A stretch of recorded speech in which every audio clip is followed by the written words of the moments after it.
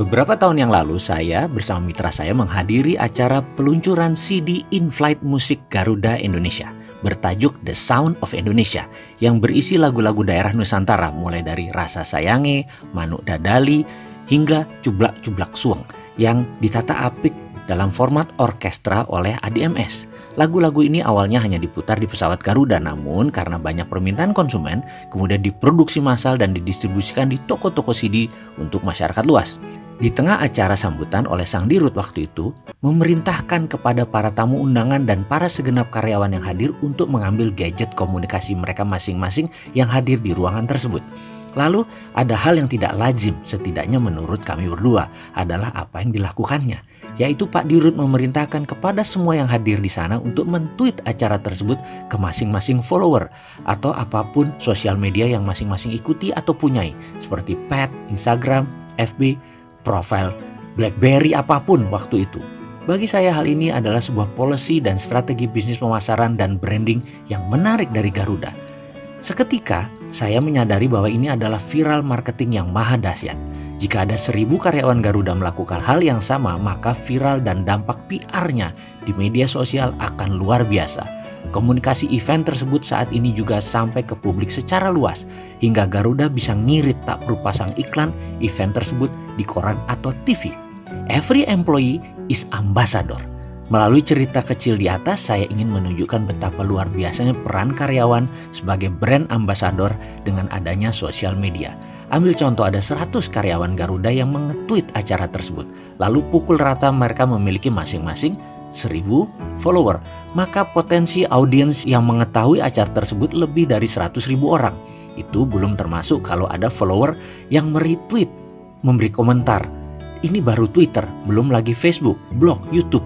Luar biasa. Karena itu saya berani mengatakan di era media sosial seperti sekarang, our most powerful ambassador is ourself. Kita tak perlu lagi menyewa Maudi, Raisa, atau Sule untuk mengeluarkan uang ratusan juta bahkan miliaran rupiah untuk menjadikan mereka brand ambassador kita. Cukup pakai diri kita sendiri, lebih powerful, lebih genuine. Anda semua adalah aset tersembunyi yang akan menjadikan penyebar informasi positif, pencipta conversation, pembela fanatik di media sosial bagi organisasi kita. Fakta viral marketing melalui sosial media, melalui Twitter, status update di Facebook, posting di blog, Instagram, Pet, atau upload video di YouTube, Anda boleh dan dapat mengkontribusi penyebaran pesan-pesan positif perusahaan ke publik, mulai dari event dan kegiatan perusahaan, informasi produk dan layanan, kampanye pemasaran yang sedang gencar kita lakukan, fungsi customer service, hingga mengkomunikasikan nilai-nilai budaya perusahaan kita ke publik. Survei global yang dilakukan di 35 negara mengenai perilaku pengguna media sosial di tahun 2018 ditemukan bahwa 61% karyawan bangga terhadap perusahaan tempat mereka bekerja dan mau secara sukarela menyebarkan informasi positif ke media sosial. Saya percaya sekali bahwa tim kita akan dengan senang hati menjadi employee atau follower evangelist. Saya sangat mendorong setiap individu untuk menjadi employee evangelist, dan Anda adalah barisan laskar pemasaran yang luar biasa. Ingat, satu hal, it's not mass communication that matters, it's masses of communicator that matters. Semakin banyak komunikatornya, semakin banyak yang menyebarkan, semakin cepat. Bukan pesannya yang banyak, tapi pembawa pesannya yang harus banyak. Kita ke depan secara sadar dan sistematis menempatkan staf dan tim sebagai social media channel bagi pesan-pesan positif perusahaan ke publik. Anda adalah agent of conversation yang menjembatani interaksi perusahaan dengan konsumen, juga dengan pihak-pihak luar seperti banker, funder, dan mitra bisnis lainnya.